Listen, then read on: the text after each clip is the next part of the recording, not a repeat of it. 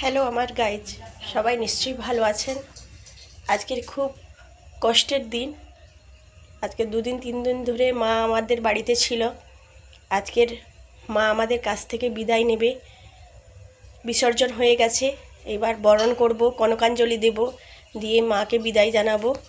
সেই জন্য আমি বরণ করব বলে আজকে নতুন সাজে সেজেছি। বন্ধুরা, কেমন লাগছে আমাকে একটু কমেন্ট করে জানাবেন।